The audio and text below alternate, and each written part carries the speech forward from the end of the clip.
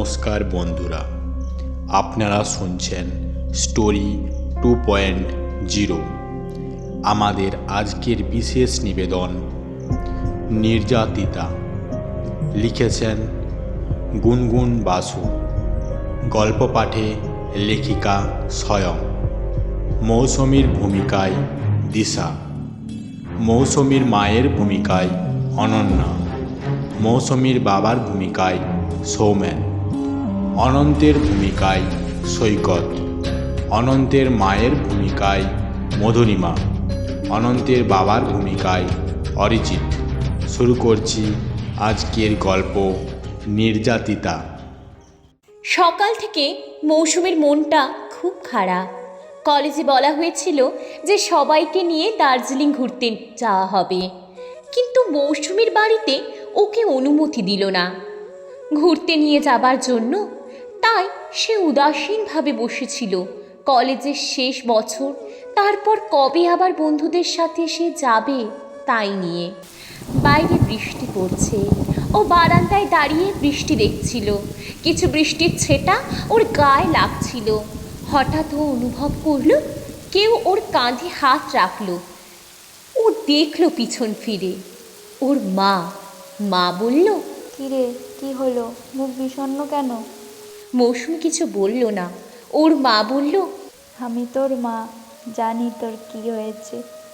কাল তুই যখন তোর বাবাকে বললি কলেজের বন্ধুদের সাথে ঘুরতে যাবি, তোর বাবা জবাবে না বলেছে, তাই তো? মৌসুমী মাথা নেড়ে সম্মতি জানালো। ওর মা বলল, জানিস মা, তোর বাবা তোকে খুব ভালোবাসে। তুই 5 দিন থাকবি না বাড়িতে, একা একা যাবি, এসবের জন্য দুশ্চিন্তায় ও তোকে যেতে দিতে চায় না। তখন মৌসুমী বলল, ও মা, দেখো না বাবাকে রাজি করাতে পারো কি না। মৌসুমীর মা বলল, ঠিক আছে, আজকে আমি কথা বলে দেখব। তখন মৌসুমী খুশি হয়ে মাকে চুমু খেলো। মা বলল, পাগল মেয়ে আমার, ছোটই থেকে গেলি। মৌসুমী খুব খুশি। পরের দিন সকালে কলেজে যাবার আগে ওর মা বলল, তোর বাবার সাথে কথা হলো, ও বলল তুই যেতে পারিস, কিন্তু নিজের যত্ন রাখবি। তখন মৌসুমী খুশি হয়ে মাকে জড়িয়ে ধরে বলল, থ্যাংক ইউ মা। মা বলল, খুব হয়েছে, এখন কলেজে যাও। তারপর মৌসুমী চলে গেল। কলেজে বলল ও কলেজের ট্যুরে যাবে। ওর বেস্ট ফ্রেন্ড ও শুনে খুব খুশি হলো। পরের দিন সকাল 11টায় কলেজের বাস ছাড়বে। তার আগে ওর জামা কাপড়, ওষুধ, প্রসাধনের দ্রব্য সব মৌসুমীর মা ও মৌসুমী মিলে গুছিয়ে নিল। রাতের বেলা তাড়াতাড়ি খেয়ে করে ঘুমিয়ে গেল। তারপর সকালে রেডি হয়ে ও মা বাবাকে বিদায় জানিয়ে চলে গেল। বাস ছাড়ল। মৌসুমী দেখতে খুব ভালো বললে চলে। কলেজের মধ্যে ওর দুগালে দুটো টোল, যেটা হাসলে ফুটে ওঠে। আর ওর চোখ যেন অসাধারণ, টানা টানা, বড়, মা দুর্গার মতো। ওর গায়ের রং উজ্জ্বল শ্যামবর্ণ। ওর ফিগার যেন অসাধারণ। প্রায় সব ছেলেরা কলেজের ওকে পছন্দ করত, কিন্তু তার মধ্যে ওর পছন্দ ছিল অভিষেক নামক ছেলেটিকে, যে ওকে লাইক করত। পরে দুজন ভালো বন্ধু হয়ে ওঠে। তারপর প্রেমিক প্রেমিকা। মৌসুমী সমস্ত ধরনের দুঃখে সুখে পাশে থাকতো অভিষেক। পরের দিন রাতে বাস পৌঁছলো দার্জিলিংয়ে। এত রাত, তাই ওরা একটা হোটেল বুক করলো। প্রথম থেকে হোটেলটি বুক করে রেখেছিল কলেজ থেকে, তাই অতটা সমস্যা হয়নি ওদের। একটা রুমে মৌসুমী আর ওর বেস্ট ফ্রেন্ড রইল। ওরা ফ্রেশ হয়ে কিছু খেয়ে নিয়ে তাড়াতাড়ি ঘুমিয়ে পড়ল। পরের দিন আবার সকালে উঠতে হবে বলে মৌসুমী এবং মৌসুমীর বেস্ট ফ্রেন্ড দুজন তাড়াতাড়ি ঘুমিয়ে পড়ল। পরের দিন সকালে মৌসুমী দেখল কেউ ওঠেনি। ও উঠল, ফ্রেশ হয়ে পাশে থাকা যে পাহাড়ি ঝর্ণা দেখা যাচ্ছে সেখানে সে দেখার জন্য যায়। সাধারণত মৌসুমীর সকালে মর্নিং ওয়ার্কের হ্যাবিট আছে, তাই ও মর্নিং ওয়ার্কের কস্টিউম পরে রেডি হয়ে গেল। তারপর ঝর্ণার কাছে গেল। ঝর্ণা দেখছিল। হঠাৎ কে যেন ওর মুখ চেপে ধরল। কিছুক্ষণ পর সবাই ঘুম থেকে উঠল। মৌসুমীর বেস্ট ফ্রেন্ড তানিয়া উঠে দেখল মৌসুমী নেই। দিয়ে ও ভাবল ও হয়তো বাথরুমে, কিন্তু দেখল বাথরুম ফাঁকা। ও মৌসুমীকে ফোন করলো ঘরে। ও অনেকক্ষণ হয়ে যাবার পর ভয় পেল। তারপর সবাইকে জানালো। সবাই ভয় খুঁজতে বেরোলো ওকে। হঠাৎ একটা ঠান্ডা হাওয়া মৌসুমীর ঘুম ভাঙল। ও অনুভব করলো ওর গায়ে ব্যথা। ও দেখলো জামা কাপড় ছেঁড়া, ওর অর্ধ উলঙ্গ দেহটা। দেখে ও ভয় পেয়ে গেল। ও দেখলো একটা তাঁবুর ভিতর। ও চিৎকার করে নিজের শরীরের কিছু অংশ ঢেকে বাইরে এসে দেখলো একটা মেয়ে। ওই মেয়েটার নোংরা কুড়োতে এসেছিল। ও মেয়েটার কাছে সাহায্য চায়। মেয়েটা ওকে দেখে সব বুঝতে পারে। মেয়েটি ভালো ছিল। ওকে ওর ঘরে নিয়ে গিয়ে পরিষ্কার করে জামা কাপড় পরালো। তারপর ওকে জিজ্ঞাসা করলো, কোথা থেকে এসেছ? মৌসুমী ওকে সব বলে। ও সব শুনে বলে, এই নোংরা কাজটা কে করেছে? তখন মৌসুমী বলে, আমি দেখিনি। তারপর মেয়েটা ওকে সান্ত্বনা দেয় এবং ওকে হোটেলে দিয়ে আসে। কিছু বছর পর মৌসুমী ঘুমোচ্ছে। ওর মা ওকে ডেকে তুলল, বলল, অনেকক্ষণ হয়েছে, এবার ওঠ, ছেলের বাড়ি থেকে দেখতে আসবে তোকে। আর বলল, এবার সম্বন্ধটা ভাঙিস না। আর তোর অতীতের সম্পর্কে কিছু বলতে হবে না কাউকে। ও বলল, সত্য গোপনে রাখলেও ওরা সব জানতে পারবে।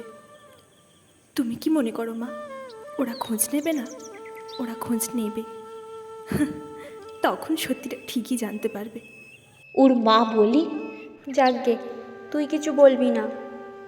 আর তাড়াতাড়ি তৈরি হ, ওরা চলে আসবে। মৌসুমী ফ্রেশ হলো। বাইরে ওর দিদা ওকে ডাকছে। ও গেল। দিদা বলল, দেখবি এবার সম্বন্ধটা পাকা হয়ে যাবে, তুই চিন্তা করিস না। এই বলে চলে গেল। হঠাৎ করে মৌসুমী লক্ষ্য করলো ওকে কে পিছন থেকে ছোট্ট হাতে জড়িয়ে ধরল। ও দেখল টিয়া। টিয়া বছর 7-এর একটা ছোট্ট মেয়ে। ও বলল, দিদি তাড়াতাড়ি রেডি হও, ওরা তো তোলে আসবে। মৌসুমী গালে ওকে চুমু খেলো, দিয়ে চলে গেল। টিয়া ছিল বাড়ির সবচেয়ে ছোট সদস্য, মৌসুমীর বোন। কিছুক্ষণ পর দরজায় কলিং বেল বেজে উঠল। মৌসুমীর মা বাবা নিজেদের মধ্যে কথা বলছিল যে যদি মৌসুমী সত্যি বলে দেয় তখন কি হবে। হঠাৎ কলিং বেলের আওয়াজ পেয়ে দরজা খুলল। দেখল পাত্রপক্ষ। মৌসুমীর বাবা বেরোলো। দেখল পাত্রের বাবা অজয় ভট্টাচার্য, যে শহরের একজন বড় হিরে ব্যবসায়ী। মৌসুমীর বাবাকে বলল, সরি, রাস্তায় জ্যাম হওয়ার জন্য দেরি হয়ে গেল। পাত্রের মা নন্দিনী ভট্টাচার্য বলল, আর বলবেন না দাদা, ওর বাবা আজকে ঘুম থেকে উঠতেই একটু দেরি করে দিয়েছে। তখন মৌসুমীর বাবা বলে ওঠে, ও ঠিক আছে, ও কোনো ব্যাপার না। পাত্রের ভাই অতনু ভট্টাচার্য, যে কলেজের ফার্স্ট ইয়ার, গাড়ি থেকে নেমে এসে প্রণাম করল মৌসুমীর বাবাকে। আর পাত্রের বোন অরিত্রা ভট্টাচার্য গাড়ি থেকে নেমে মৌসুমীর বাবাকে প্রণাম করল। শেষে গাড়ি থেকে নামলো পাত্র অনন্ত ভট্টাচার্য, মৌসুমীর বাবাকে প্রণাম করল। মৌসুমীর বাবা বলল, থাক থাক বাবা, থাক থাক, অনেক আশীর্বাদ করি, ভালো থেকো। মৌসুমীর বাবা বলল, তা তুমি গাড়ি চালাতে জানো? অনন্ত বলল, হ্যাঁ, ওই আর কি। মৌসুমীর বাবা বলল, এতদিন বিদেশে ছিলে, তারপর কলকাতার রাস্তা চিনে আসা। অনন্ত বলল, ও ঠিক আছে, আমি জানি কিছুটা কলকাতার রাস্তা। অনন্তর ভাই বলে উঠল, গুগল ম্যাপ তো আছে। শুনে মৌসুমীর বাবা বলল, তাতে কি, গাড়ি চালিয়ে এত দূর এলো তো। এসব কথাবার্তার পর মৌসুমীর বাবা ওদের ঘরে নিয়ে গেল। তারপর বসালো। মৌসুমীর মা জিজ্ঞাসা করলো, আপনাদের আসতে কোনো অসুবিধা হয়নি তো? অনন্তর মা বলল, না না দিদি, যেদিন থেকে খবরের কাগজে আপনার মেয়ের ব্যাপারে পড়ি, তারপর আপনাদের থেকে মোবাইলে যখন ওর ছবি দেখি, আমাদের ওকে সেদিন থেকেই খুবই পছন্দ হয়। পাত্রের বাবা বলে ওঠে, ওহ, অনেক কথা হলো, এবার মৌসুমীকে ডাকুন। তখন ওর মা বলে, ও রেডি হচ্ছে। অনন্তর মা বলে, আরে মেয়েকে সাধারণভাবেই নিয়ে আসুন, দেরি হওয়ার কি আছে? তখন মৌসুমীর মা ওকে ডাকতে চায়। ও গিয়ে মৌসুমীকে বলে, দেখ, অন্তত আমাদের দিকে তাকিয়ে কিছু বলিস না, এই সত্যটা চাপা দে। মৌসুমী বলে, সত্য কোনো দিন চাপা থাকে না মা। মৌসুমীর মা বলে, যা পারবি কর, তুই আমাদের শান্তি দিবি না। এই বলে মেয়েকে নিয়ে সবার সামনে যায়। ওদের সঙ্গে ছোট সদস্য টিয়াও যায়। মৌসুমী বসলো সবার সামনে। টিয়াকে দেখে অনন্তের বোন বলে, তুমি আমাদের লুকিয়ে দেখছিলে না? তখন টিয়া হাসে। অনন্তের বোন বলে, তোমার নাম? টিয়া আদুরে গলায় বলে, টিয়া। তখন মৌসুমীর মা বলে, ও আমাদের ছোট মেয়ে, ক্লাস 3-তে পড়ে। অনন্তর মা বলে, খুব মিষ্টি মেয়ে। এরপর অনন্ত, যে কিনা এত বছর বিদেশে ছিল, মৌসুমীকে দেখে আর চোখ ফেরাতে পারেনি। মৌসুমীর ছবি দেখে ওর ফার্স্ট অ্যান্ড লাভ সাইট হয়। সাদা চামড়ায় কোনো বিদেশিনী ওর মন চুরি করতে পারেনি। অনন্তকে দেখে ওর বোন বলল, কী রে দাদা, চোখ ফেরাতে পারছিস না? এই শুনে অনন্ত লজ্জা পেয়ে মাথা নিচু করল। এরপর অনন্তর মা বলে, আমাদের কিন্তু মৌসুমীকে খুব পছন্দ। এই শুনে মৌসুমীর মা বাবা খুব খুশি হয়, বলে, এ তো আমাদের মেয়ে সৌভাগ্য। তখন অনন্তের বাবা বলে, তবে বিয়ে সামনের সপ্তাহে ঠিক করি, ওই দিন একটা ভালো দিন আছে। মৌসুমীর বাবা বলে, এত তাড়াতাড়ি বেয়াই মশাই? অনন্তর বাবা বলে, যদি টাকা নিয়ে কোনো সমস্যা হয় তাহলে আমি আছি তো, চিন্তা করবেন না। মৌসুমীর বাবা বলে, আমার একমাত্র মেয়ের বিয়ে বলে কথা, আমি তো কার্ড ছাপানো আর প্যান্ডেল অ্যারেঞ্জমেন্ট নিয়েই ভাবছিলাম। অনন্তর মা বলে, একমাত্র মেয়ে? তখন মৌসুমীর মা বলে, একমাত্র বিবাহযোগ্য মেয়ে, ছোট মেয়ের বিয়েতে এখন অনেক দেরি। তখন অনন্তর মা বলে, ও আচ্ছা। এরপর অনন্ত বলে, আমি মৌসুমীর সাথে একান্ত কিছু কথা বলতে চাই। মৌসুমীর মা বাবা ভয় পায়। একটু মৌসুমীর মুখ তখন উজ্জ্বল হয়ে ওঠে। অনন্তর মা বলে, ঠিক আছে, যা। এই বলে দুজন বারান্দায় কথা বলতে যায়। শ্রাবণ মাস, তখন বৃষ্টি হচ্ছে। অনন্ত মৌসুমীকে বলে, আপনি কিছু বলতে চান আমায়? মৌসুমী ভাবে সব বলে দেবে, কিন্তু ওর মায়ের কথা মনে পড়ে। তারপর বলে, না, তেমন কিছু বলার নেই। অনন্ত বলে, আপনি আমায় বন্ধু ভাবতে পারেন। মৌসুমী বলে, না, তেমন কিছু নয়। এরপর কিছুক্ষণ দুজনের মধ্যে কথোপকথন হয়। তারপর মৌসুমীর মা ওকে ডাকে, ও চলে যায়। দুপুরের রান্না হবার পর সবাই যখন খেতে বসে, তখন মৌসুমীর মা বলে, আজকে রান্না মৌসুমি করেছে। এই শুনে সবাই খুব উত্তেজিত হলো। বলল, তাই নাকি? অনন্তর বাবা বলে, ও, তবে তো কবজি ডুবিয়ে খাওয়া যাবে, কি বলেন দাদা? অনন্তর মা বলে, এই বেশি খেও না, তোমার অ্যাসিডিটি হয়ে যাবে। এই শুনে অনন্তর বাবা হাসলো। তারপর সবাই খেলো।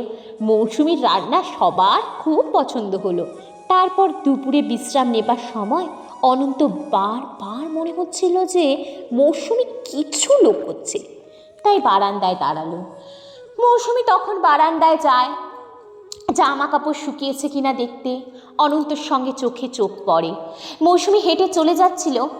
অনন্তর কাঁধে হাত দিয়ে ওকে যেতে বাধা দিল, বলল, আজ বিকেলে আমরা চলে যাচ্ছি। মৌসুমী বলল, জানি। অনন্ত বলল, আপনি সত্যি কিছু লুকাচ্ছেন না তো? মৌসুমী এই শুনে ওর করুণ চোখের দিকে তাকিয়ে ভাবলো সব বলে দেবে। মৌসুমী বলল, পারবেন সহ্য করতে? অনন্ত বলল, হ্যাঁ পারবো, বলুন। মৌসুমী বলল, শুনুন তবে। দিয়ে মৌসুমী বলল ওর কলেজে ঘটে যাবার, ওকে নির্যাতন করার কথা। এই শুনে অনন্ত ঘাবড়ে গেল। মৌসুমী বলল, এতেই ঘাবড়ে গেলেন? তারপর মৌসুমী বলে, টিয়া আমার বোন নয়, আমার মেয়ে। নির্যাতিত হওয়ার পর বাড়ি ফিরলে পাড়ার লোক অনেক কথা শোনায়। বাবা মা বলে টিয়াকে নষ্ট করতে, বলে ও পাপের সন্তান, ওকে নষ্ট করে দে। আমি করিনি। এই বলে মৌসুমীর গালের থেকে অশ্রু ঝরতে থাকে। অনন্ত বলে, দোষীরা শাস্তি পায়নি? মৌসুমী বলে, পেয়েছে, কিন্তু ওদের থেকে বেশি শাস্তি আমি পেয়েছি। একটা ছেলেকে ভালোবাসতাম জানেন, এই ঘটনার পর ও আমায় ছেড়ে চলে যায়। আপনিও যেতে পারেন, এই বিয়েটা ভেঙে দিতে পারেন। অনন্তর কষ্ট হলো। ও টিয়ার হাতে হাত রেখে কথা দিয়ে বলল, আমি তোমার মেয়েকে যোগ্য সম্মান দেব, আর সারা জীবন তোমাদের ঢাল হয়ে থাকবো। আর যদি বিয়ে করতেই হয় শুধু তোমাকেই করব। এই বলে জড়িয়ে ধরল মৌসুমীকে। মৌসুমী নিশ্চিন্ত হলো। তারপর দুপুর গড়িয়ে বিকেল। অনন্ত তৈরি হলো যাবার জন্য। মৌসুমীকে তার হাতের একটা আংটি খুলে পরিয়ে দিল। তারপর সিঁড়ি দিয়ে নামার সময় অনন্ত দেখল একজন মধ্যবয়স্ক মহিলা। বলল, পাত্রী পছন্দ হলো?